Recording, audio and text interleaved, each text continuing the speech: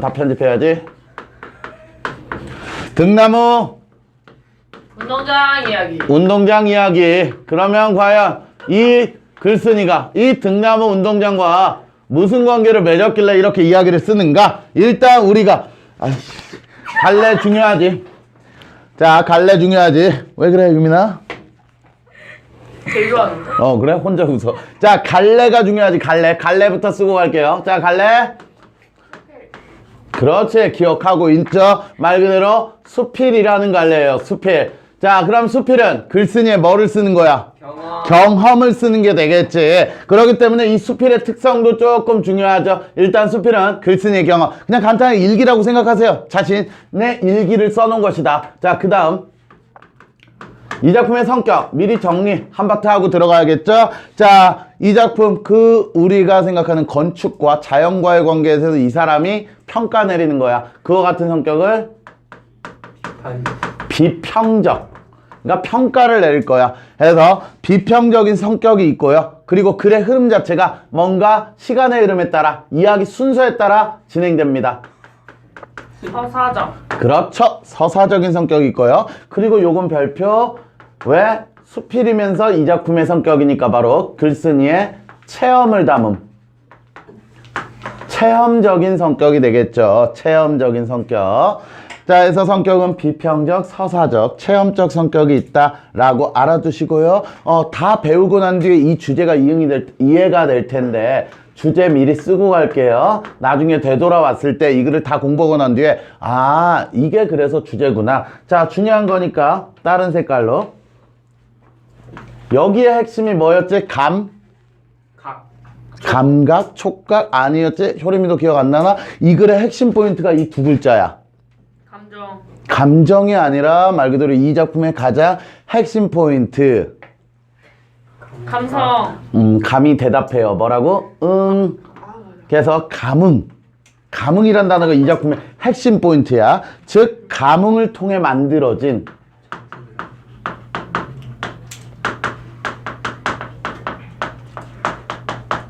등나무 운동장. 그럼 다시 한번 강조하지 마. 이 작품의 핵심 포인트 단어가 뭐다? 그렇지. 저 감흥이 무엇인지를 알아야 돼. 감흥이 무엇인지 이 작품을 통해 우리가 알아내도록 합시다. 이 작품 처음부터 끝까지 저 감흥이 중요해. 누구랑 누가 감흥하고 있는가. 자, 그렇다면 내가 여러분들과 감흥할 수 있기를 바라겠습니다. 자, 그렇다면 우리 꾹들 열심히 들어주시길. 우리 이쁜 꾹들. 온라인 꾹들, 오프라인 꾹들. 자, 들어가도록 할게요. 처음 부분에. 구독자 100명 됐어요. 자, 그럼 이제 처음 부분 들어갈게요. 작품의 처음 써놓고 처음의 소제목. 누가 원하는 집? 자연이 원하는 집. 과연 우리 자연이 원하는 집이 하우스가 뭔지 들어가 봅시다. 한 번만 더 발음해주면 안 돼요? 하우스. 자, 자메이카에서 배워서 그래요. 자메이카에서. 자, 무주에는 공설운동장이 있었다. 무주에 공설운동장이 있었다. 그러나 그것은 지금 등나무 운동장으로 다시 태어났다. 등나무 운동장을 만든 일은 그럼 여기 첫 번째 시험 문제 자, 그렇다면 여기서의 내가가 누굴까요? 이거 갈래가 수필이랬지. 만약에 소설이었으면 이 나는 1인칭 시점이라고 우리가 알면 되겠지. 하지만 이건 수필이야. 그럼 바로 내가 이 작품의 글쓴이 자신이 되겠지. 그래서 소설 다른 갈래하고 비교했을 때 여기서의 글쓴이 자신이기 때문에 허구적이 아니라 실존 인물이라는 거 알아두시고 소설이라면 허구적 인물이 되겠죠. 자, 그럼 글쓴이인 정기용 씨가 여긴 정기용, 여긴 신경용. 자, 정기용 씨가 글쓴이가 정기용이야. 네. 알았어. 자, 어디가 포인트인지 모르겠지만 우리 유민이 너무 착해. 너무 고마워. 내가 무주에서 10년 동안 한 일 중에 가장 인상 깊고 감동적이며 나를 많이 가르친 프로젝트다. 즉 내가 이 운동장을 만든 게 가장 특별합니다. 자, 그럼 체킹. 그렇다면 글쓴이는 이 운동장에 대해서 각별한 뭐를 갖고 있다라는 게 돼? 애정. 그렇지. 애정을 갖고 있다. 그럼 왜 이렇게 애정을 갖고 있는지, 애가 정신을 왜 이를 못 차리는지 우리가 한번 봅시다.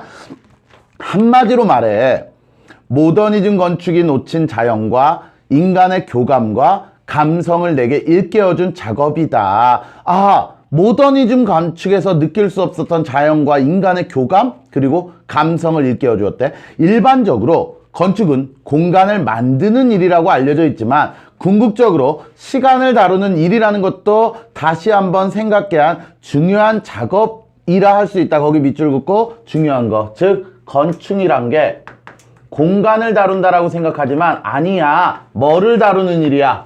시간을 다루는 일이라는 것도 알게 해줬대. 자, 그럼 이 말이 이제 시험 문제로 나오면 조금 어렵게 나올 거예요. 건축이 뭐를 다루는 일이다? 시간을 다루는 일이다. 그렇다면 결론적인 뭐냐? 시간을 다루기 때문에 즉 민서야, 시간이 흐르면 건축물도 변하지만 자연도 변하지? 그럼 자연도 숲이 있다가 숲이 없어질 수도 있고 그 숲 속에 내가 무슨 건축물을 만들었어. 근데 숲이 없어질 수도 있는 거야. 그럼 결론적으로 건축이란 건 뭐를 생각하면서 지어야 돼? 자연을 생각해야 돼. 그 자연의 시간을 생각해야 돼. 그럼 짧게 쓰고 다시 설명할게.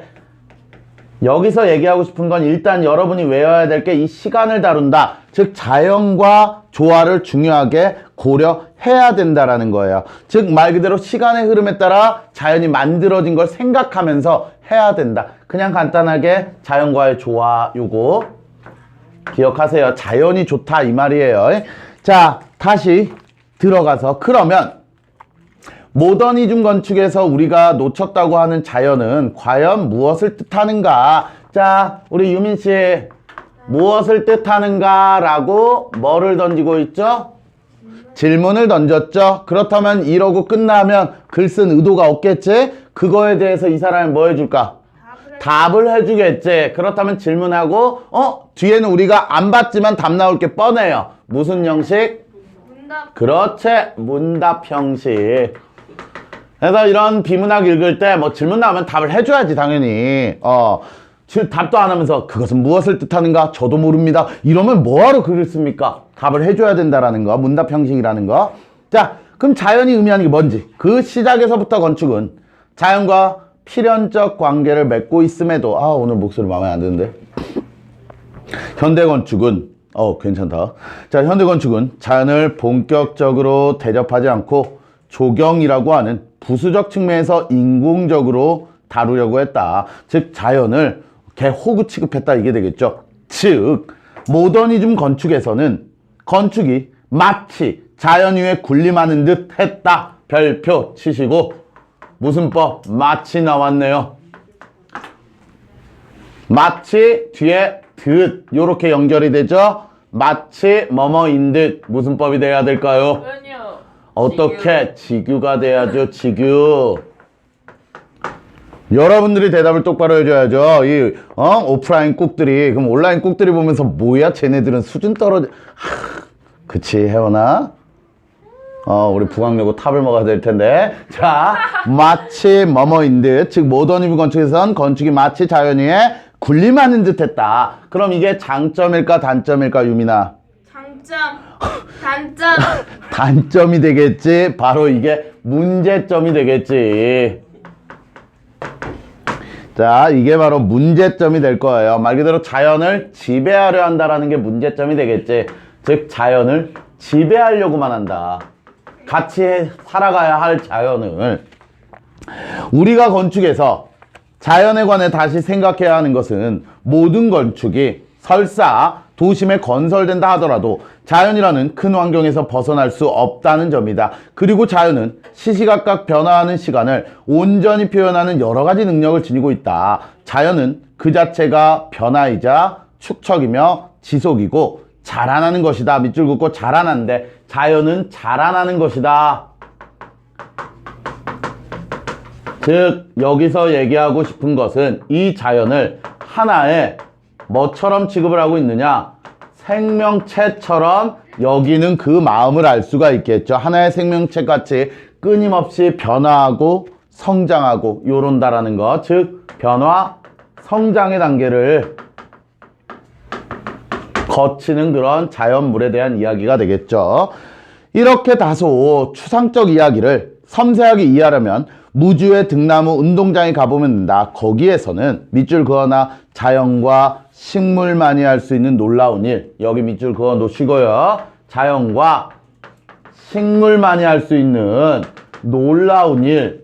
이걸 왜 밑줄을 긋느냐? 즉, 요 밑줄 긋고 이제 서술형이나 주관식으로 출제 가능성이 있어요. 어떻게? 찾아 쓰시오. 과연 자연과 식물만이 할 수 있는 놀라운 일은 무엇을 의미합니까? 라고 시험 문제 하나 투척.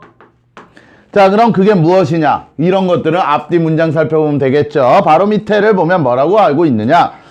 거기에서는 자연과 식물만이 할 수 있는 놀라운 일을 볼 수 있다. 그것은 바로 운동장을 감싸는 등나무들이고 그들이 만들어내는 그림자 그늘이다. 거기 밑줄 쫙 바로 밑으로 연결해서 운동장을부터 어디까지? 그늘까지가 답이 되겠죠. 말 그대로 자연과 식물만이 할 수 있는 놀라운 일은 운동장을 감싸는 등나무들이고 그들이 만들어내는 그림자 그늘. 이게 자연과 식물이 하는 놀라운 일이라는 게 되겠지. 이게 왜 놀랍냐? 공사할 운동장 관중석을 뒤덮은 등나무 그늘은 그 자리에 앉은 많은 이들에게 따가운 볕을 가려준답니다. 밑줄 쫙! 따가운 볕을 가려줘요. 아, 따가워. 근데 등나무가 가려줘. 자, 그렇다면 요거 밑줄 긋고 이게 바로 등나무의 가치원이라고 볼 수가 있겠죠. 즉 등나무의 첫 번째 가치입니다. 햇볕을 가려준다라는 거. 물론, 자, 그럼 물론 했으니까 하나 더. 물론 봄에는 보라색부터 밑줄, 보라색 등꽃을 피워 이 세상 어느 곳에서도 체험할 수 없는 빛과 향기를 준답니다. 즉, 꽃을 통해서 우리에게 그 아름다운 빛과 향기를 준대요. 그럼 이것도 등나무의 가치 두 번째가 되겠죠. 그래서 등나무의 가치 두 가지를 언급하였습니다. 그러면서 이제 등나무의 그림자와 그늘, 파란 하늘과 초록빛 잔디가 어우러진 풍경은 우리에게 자연의 위대함을 차분히 알려준다. 여기에서 건축은 등나무의 푸른 풍경이 펼쳐지도록 돕는 역할을 한다. 자, 우리 유민 씨, 그러면 등나무는 자연이겠지? 건축은 인간이 하는 게 되겠지? 결국 건축은 자연을 돕는 역할을 해야 된다. 그렇다면 여기다가 쓴다라면 뭐를 쓸 수 있어? 건축이 자연과 뭐를 이루어야 한다? 조화. 그렇지. 조화를 이루어야 한다. 조화를 이룸. 해서 이렇게 도와야만 건축이 자연과 조화를 이룬다라는 게 되겠지. 자, 그렇다면 이 부분 체킹해 주시고, 민준씨, 그럼 건축이 자연과 조화를 이룬다. 이걸 전체가 이게 다라고 나는 봐요. 그렇지만 말이 조금 어렵게 써져 있기 때문에 요게 누가 생각하는 건축이야? 자, 잘했어. 글쓴이가 생각하는 바람직한, 너의 마음을 읽었어. 건축이라고 볼 수 있다. 이게 되겠지. 그치, 민준아? 네네.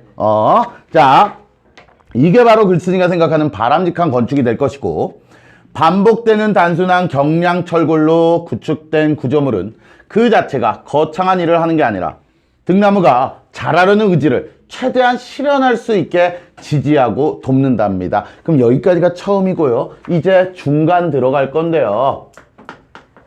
중간 1이라고 쓰고 들어갈까요? 자, 중간 1의 소제목. 우리가 그토록 여기 주제 나왔던 거죠. 소제목 감흥.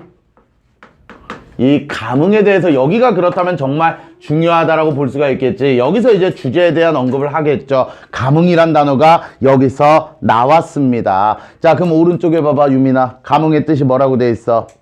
어떤 느낌을 받아 마음이 따라 움직여. 네? 그렇지. 녹음. 자, 그렇다면 여러분도 이 수업에 감흥하셔야 됩니다. 느낌을 받아서 마음이 움직이나? 네. 오케이. 자, 그러면 무주 공설 운동장이 등나무 운동장으로 변신하게 된 까닭은 무엇인가? 또다시 문답 형식 자꾸 쓰고 있죠? 과연 공설 운동장에는 무슨 일이 일어난 것일까? 1997년 어느 날 나는 무주에 회의를 하러 갔다. 그렇다면 이 1997년, 지금은 1997년이 아니겠죠? 그렇다면 이거는 이 사람이 언제로 들어가는 거야? 이 사람 기억 속에? 과거로. 그렇지. 그렇다면 지금 현재 이걸 과거를 뭐 하고 있어? 회상. 그렇지. 회상하는 쪽으로 들어가 봅시다. 과연 1997년에 무슨 일이 있었는지 여러분은 아십니까? 97년도에 있었어요? 저는 없었어요. 그럼 없었지. 나도 이때 태어나가지고 잘 모르겠어요. 자, 1997년 어느 날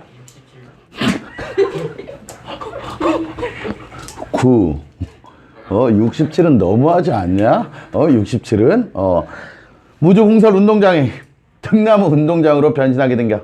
봅시다. 1997년 어느 날 나는 무주에 회의를 하러 갔다. 회의가 끝나고 점심을 먹던 중 갑자기 무주군수가 식사를 마치고 우리 같이 공설 운동장에 갑시다 라고 제안했다. 무슨 일인지도 모르고 따라 나서 나는 거기 무슨 일이 있는지요? 라고 물었으나 그는 그냥 가보면 알아! 식으로 가볍게 대답했다. 그의 말에 반신반의하며 따라가 본 운동장은 별다른 특색을 찾을 수 없이 평범했다. 지방 소도시의 조그만 공설 운동장이란 평소에는 한적하고 가끔 행사가 있을 때나 사람들이 모여드는 곳이다. 다만 무주의 공설 운동장은 초록 잔디를 정성스럽게 키워 넓게 펼쳐놓은 것과 주변의 자연경관이 빼어나다는 점이 특별해 보였대. 그때 군수는 보여줄 게 있다 라며 그간의 고민을 털어놓았다. 그는 공설운동장에서 군내 행사가 있을 때마다 주민들을 초대하는데 주민들은 거의 오지 않고 공무원들만 참여하는 게 늘 마음에 걸렸다고 했다. 그래서 주민들에게 공설운동장에서 행사가 있을 때 왜 참석하지 않느냐고 질문을 했는데 어느 어르신께서 이렇게 대답했다고 한다. 여보게 군수, 우리가 미쳤나? 군수만 본부석에서 햇볕을 피해 앉아있고 우리는 땡볕에 서 있으라고 하는 게 대체 무슨 경우인가?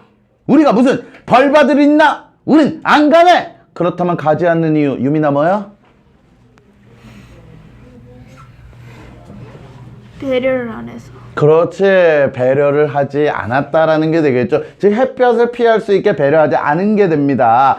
아닌 게 아니라 햇볕이나 비를 피하는 가림막은 중앙 본부석에만 있고 운동장 주변의 관중석은 따가운 햇볕에 완전히 노출되어 있었다. 사실 우리나라의 어느 운동장이든 본부석은 일반 관중석보다 늘 거대하고 압도적이어서 권위와 중심을 상징하는 장소처럼 느껴진다. 군수는 모든 공설운동장에 있는 이 권위주의의 실상을 파악하고 이를 기꺼이 다른 모습으로 바꾸고자 남몰래 무언가를 준비하기 시작했다. 그가 운동장에서 나에게 보여주겠다고 한 것은 바로 그가 운동장 주변에 심어놓은 240여 그루의 등나무였다. 그는 등나무를 심어서 관중석에 자연스러운 그늘을 만들려는 계획. 그럼 여기다 체크해. 그늘 계획. 결국 이 그늘을 만들어 주려는 계획은 누구를 배려하는 거야? 주민. 그렇지. 주민과 관중을 배려하는 게 되겠지. 즉 관중을 배려해주는, 주민들을 배려해주는 그런 군수의 따뜻한 마음씨를 우리가 알 수가 있겠죠. 그치 민준아? 세워놓고 있었다. 그런데 심은 지 1년도 안 된 등나무가 원래 생각했던 것보다 너무 빨리 자라나는 바람에 서둘러 등나무의 집을 지어줘야겠다고 생각했던 것이다. 중략, 중간 생략됐고요. 나는 그의 아이디어가 굉장히 놀라웠고 허공에서 허우적대는 등나무의 순을 보고 감동하지 않을 수 없었어. 허공에서 허우적거리는 수백 그루의 등나무 주기는 마치 또 무슨 법이야? 직유법. 마치 나오면 직유법 기억해. 그냥 공식이야. 마치 직유법. 마치 살려달라고 애절하게 호소하는 것 같았대. 그렇다면 등나무를 뭐에 비유했어? 민서야? 살려달라고 애원한대. 애절하게 호소한대. 그럼 뭐에 비유한 게 돼? 사람에 비유했겠지? 그러면 경룡아, 등나무를 사람에 비유했어. 그럼 무슨 법? 그렇지. 의인어가 되겠지. 그럼 여기 직유 있고 의인 있고. 그리고 효림아, 그러면 내가 그의 아이디어에 놀랐대. 그럼 여기서 그가 누구야? 그 사람 누군데? 이장님? 이름이 왜 있어? 혜원, 누구지? 군수집? 군수겠지. 그 군수 생각에 내가 놀라웠고, 그리고 등나무의 모습에, 아, 쟤들의 모습에 내가 또 느낌을 받았대. 그렇다면 여기 하이라이트 별별별. 우리 유민씨, 그럼 내가 그 군수의 생각에 뭐 했다라고 하면 돼? 그거 감흥. 그렇지. 그럼 여기 별별별. 나는 군수의 생각과 그 등나무들의 모습에 뭐 하고 있다? 그렇지. 여기서 이제 감흥이 나와줘야 되는 거야. 감응. 감응, 포도응, 사과응. 편집 됐어. 자, 이렇게 감흥 중요한 단어 나왔고요. 자, 이제 중간 이 식물을 담게 설명하다. 아, 오늘 또 7번도 좀 더 깔끔하게 쓰는 것 같지 않나? 네. 자, 야, 그럼 그동안 더러웠던 거니? 자, 식물을 담게 설교하다. 그럼 식물을 담게 어떻게 설명하느냐? 자, 식물을 담게 설계하다. 식단설. 자, 나는 대답했다. 그래, 등나무들아. 내가 너희한테 집을 지어주마. 그러면 너희는 근사한 그늘을 만들어다오. 그러면서 생각한 건 두 가지였다. 하나는 어떻게 하면 최대한 공사비를 줄일 수 있는가 하는 점이고, 다른 하나는 어떠한 구조물이든지 식물이 초대되는 집이 아니라 식물이 주인이 되는 집이 되게끔 배려할 수 있는가 하는 점이었다. 즉 완공된 후 구조가 드러나기보다는 오히려 등나무들이 마음껏 자라나서 마치 또 무슨 법? 직유. 그렇지. 직유법 참 많이 쓰고 있죠. 마치 구조물의 주인이 된 것처럼 보여주고 싶었다. 이 두 요소를 모두 충족하는 방법은 다시 밑줄 식물을 담게 설계하는 것이다. 그럼 결국 이 식물을 담게 설계하다, 이 말 뜻은 뭐냐? 식물을 닮아야 된다라는 거지. 즉 인공적인 거 X, 인공적으로 해서는 안 된다, 이게 되겠지. 즉 어떻게 만들어야 된다? 자연적으로 만들어야 된다. 그렇다면 이 자연적으로 만드는 게, 자, 북악여고 1학년 신혜연 자나요? 아니요. 네. 자, 자연적으로 만드는 게, 이게 화자가 원하는 거 무슨 점이라 그래? 그 원하는 점. 민준이 답 얘기한 것 같은데? 지향. 그렇지. 지향점. 이게 이 글쓴이가 지향하는 점. 자연적으로 만들어야 된다. 자, 나는 서울에 돌아오자마자 바로 스케치를 하고 설계에 들어갔다. 첫째도 둘째도 모두 식물과 같이 만들고자 했다. 등나무는 여러 줄기가 모여서 타고 오르는 식물이니 작은 것들이 합쳐지는 구조를 선택하기로 했다. 그래서 지름 6cm짜리 원형 파이프 4개를 한 다발로 묶어 큰 줄기가 되게 하고, 그 원형 파이프를 때로는 2개, 때로는 3개를 결합해 작은 줄기가 되게 하여 등나무가 편안하게 타고 오를 수 있는 가벼운 원호 모양의 구조물을 만들었다. 즉 구조 자체를 등나무의 구조와 닮게 하려고 원형 파이프를 여러 개 결합하였고, 등나무가 관중석 방향으로 자랄 수 있도록 윗부분의 구조를 원호 형태로 만들었다. 시선과 햇볕의 관계를 고려해 가장 적절한 위치에 원호의 꼭지점을 정했다. 특히 관중석 제일 뒷줄에 앉는 사람들의 시선에 장애가 없도록 하는 것은 원호의 꼭지점을 정하는 데 매우 중요한 고려사항이었다. 또 등나무가 자라면 원호 형태의 파이프가 휘어질 걸 고려하여 기둥의 위쪽에서 원호 형태의 파이프를 당기며 잡아주도록 설계했다. 그리고 등나무가 구조물을 쉽게 타고 올라가도록 가는 쇠줄로 엮어주었다. 구조물의 단면을 그리면서 모든 것은 명확해졌다. 나는 최소의 것으로 최대의 일을 할 수 있겠다는 자신감을 얻었다. 상세한 내용을 모두 정하고 물량까지 계산하는 데 걸린 시간은 서너 시간 정도였는데 나는 거의 무아지경에 빠져 즐겁게 집중할 수 있었다. 이런 일을 그렇게 순식간에 집중해서 해결할 수 있었던 건, 여기 중요한 거 또 나왔지? 어떤 단어가 또 나왔어요? 감흥. 그럼 이게 지금 아주 중요해요. 두 가지 감흥. 과연 이 두 가지 감흥, 딴 건 몰라도 여기 집중. 두 가지 감흥. 자, 그럼 이 두 가지 감흥을 우리가 정리를 해야겠죠. 두 가지 감흥이 겹으로 작동해서 아닌가 싶다. 하나는 군수가 주민들에게서 얻은 감흥. 즉 군수가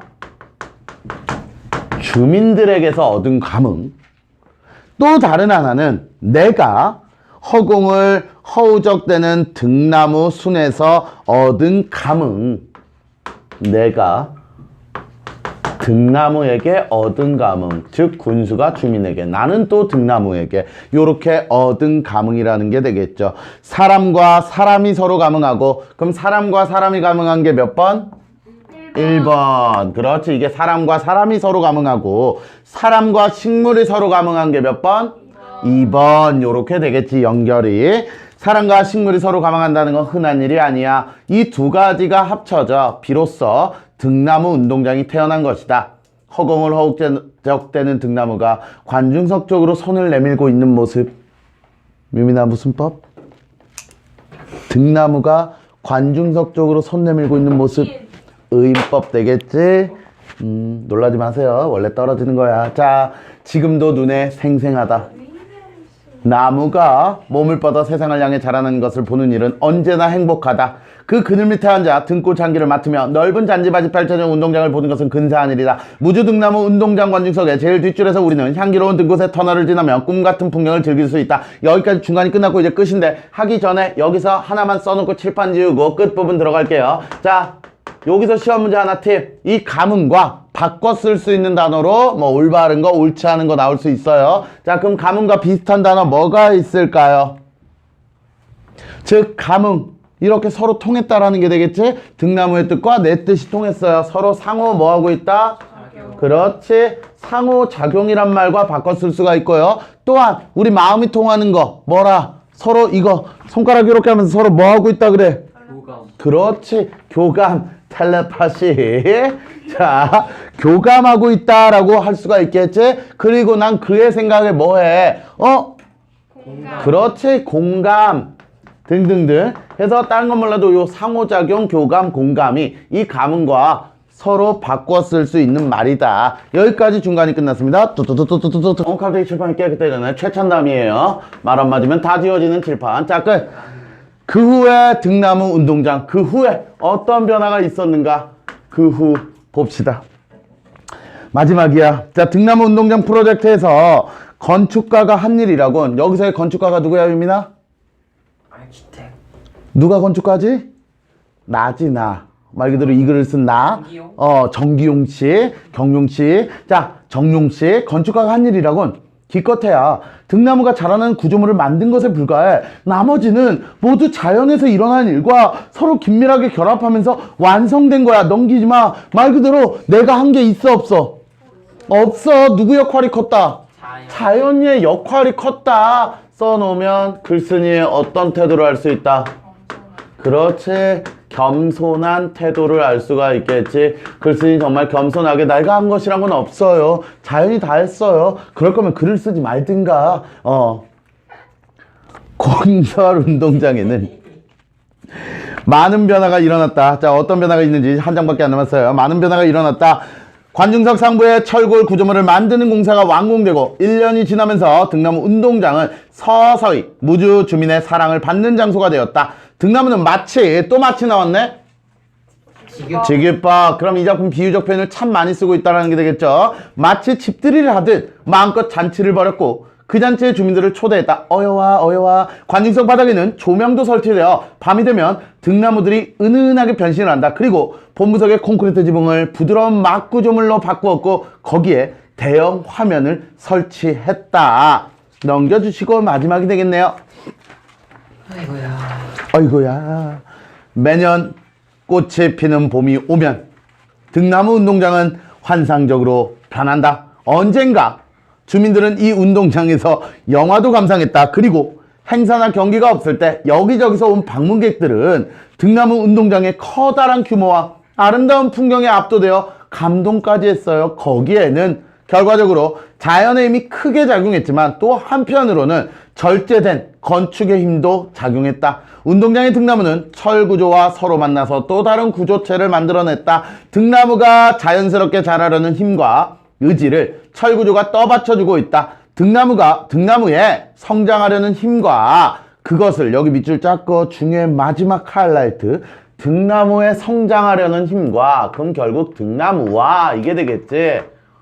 이 등나무에 성장하려는 힘과 그것을 떠받치는 철골의 힘은 그럼 등나무와 철골 이야기가 되겠죠. 마치 상대편을 힘을 알아차린 듯 서로 뭐하고 있다? 감응하고 있다. 그렇다면 여기서 중요한 거 이 둘이 감응하고 있다. 자, 아까 전에 우리 첫 번째 두 가지 감응 배웠었지? 1번 감응이 누구랑 누구의 감응? 사람과 사람. 그리고 2번 감응이 사람과 자연. 그렇다면 여기 3번 감응 되겠지? 이 등나무가 자연일 것이고 그럼 이 철골물은 뭐가 될까? 건축이 되겠지. 즉 3번 감응, 즉 자연과 건축의 감응이 일어났다라는 게 되겠죠. 다시 한번 사람과 사람, 사람과 자연, 그리고 이제는 자연과 건축까지 이 작품은 세 가지 감흥이 나옵니다. 자, 이곳을 찾는 방문객에게 관중석 제일 뒷줄에 올라서서 한쪽 끝에서 한쪽 끝까지 걷기를 권유한다. 거기에서는 우리가 도심에서는 체험할 수 없는 자연의 축복을 받을 수 있다. 자연은 올해에도 어김없이 스스로는 그러한 풍경을 보여줄 것이고 내년에도 그러할 것이다. 서울에는 상암 월드컵 경기장이 있고 무주에는 등나무 운동장이 있다. 세계에서 단 하나뿐인 등나무 운동장이 이러고 글이 끝났죠? 두 배속 아니에요. 그냥 빨리 읽었어요. 마지막. 자, 그렇다면 등나무 운동장이 하고 끝났네. 뒤에 어떤 서술어가 오면 자연스러울까? 있다. 요거 들어가면 딱 어울리겠죠? 그런데 그 앞에 문장에 보면 등나무 운동장이 있다라는 게 있지. 그렇다면 얘가 위로 올라가면 자연스럽겠지? 그럼 순서 바꾸기 뭐라고 볼 수 있다? 그렇지. 뭐라고? 그렇지. 도치로서 마무리. 그렇다면 이렇게 등나무가 이렇게 해서 서술어 없이 지금 마무리를 함으로써 뭐를 주면서 마무리를 하는 효과? 그렇지. 여운을 주는 효과가 있다라는 게 되겠죠. 자, 이 뒤에 더 중요한 내용은 여기 앉아 계신 분들에게 더욱 자세히 설명하도록 하고요. 굿바이.